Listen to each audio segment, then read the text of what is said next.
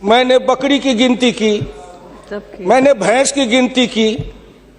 अब संजोग से लोकसभा में आया हूं तो वो आंकड़े की गिनती करनी पड़ती है। Fiscal deficit, revenue deficit. अब मेरे जैसा आदमी उसमें उलझ जाता है कि बकरी गिनूं कि भैंस गिनूं कि डिफिसिट गिनूं। यहाँ आके डेफिसिट गिनो, वहां बाद में गिनो। इसमें मेरे गांव की जो गरीब औरतें हैं, जो खेत में काम करती हैं, पसीना बहाती हैं, मिट्टी पानी में सड़ती हैं, उनके शरीर से बदबू निकलता है।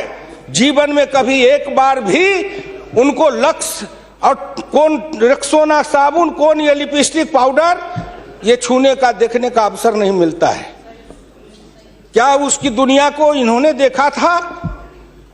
मैं उन्हीं से पूछना चाहता हूं। अब तो बड़ी बड़ी बात करते हो, आगे दिन पीछे गए, गुरु से किया न है तब पछतावा होत क्या, चिड़िया चुग गई खेत।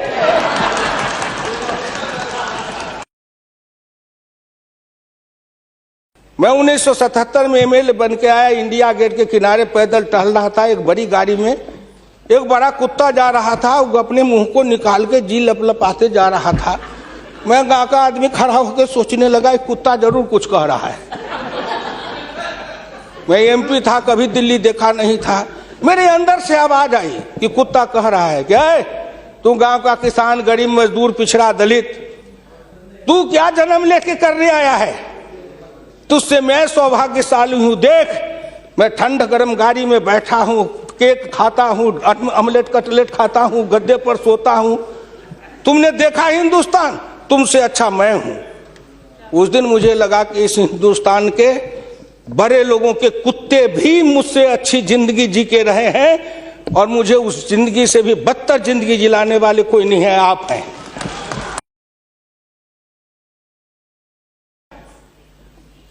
क्या हिंदुस्तान के पिछड़े और दलित समाज के लोगों ने अपराध किया था कि उसमें जन्म लिया? किसी ने भगवान के यहां दरखास्त दिया था कि मुझको तेली बना दो, मुझको लोहार बना दो, मुझको कुर्मी बना दो, मुझको कहार बना दो, मुझको अहिर बना दो, मुझको कलवार बना दो? कोई दरखास्त देके तो नहीं आया। आज वित्त मंत्री जी को धन्यवाद दूंगा, प्रधानमंत्री को, कि उन्होंने बजट में कुछ ऐसी योजनाएं बनाई है जिससे हिंदुस्तान के जाति प्रथा के बंधन को ढीला करने का अवसर मिलेगा।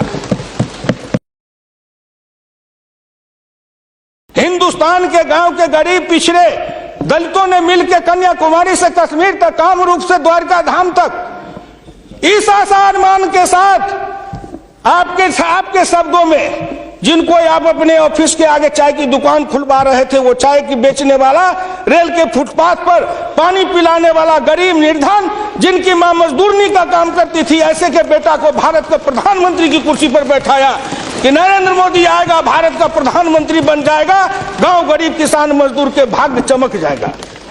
उन्होंने इसलिए सपना को देखा है। वो हो जाएगा क्या? ये 9 महीना में हो जाएगा। आप नेता बोलते थे, मैं सुन रहा था, मुलायम सिंह आदरणीय बोल रहे थे, मेरे साथी हैं, बरसों तक समाजवादी आंदोलन में लड़े, कि 9 महीना में तो बच्चा पैदा हो जाता है। मैंने कहा कितनी वैज्ञानिक बात कर रहे हैं, ये तो वैज्ञानिकता है, प्रकृति का नियम है, 9 महीना में बच्चा पैदा होता है। लेकिन जो बच्चा पैदा होता है, क्या वो बच्चा 9 महीना में फिर बच्चा पैदा कर देगा क्या?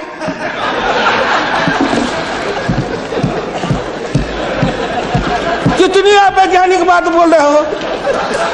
इस सरकार का 9 महीना हुआ, 10 महीना हुआ, सरकार पैदा हुई, अब क्या सोचते हो?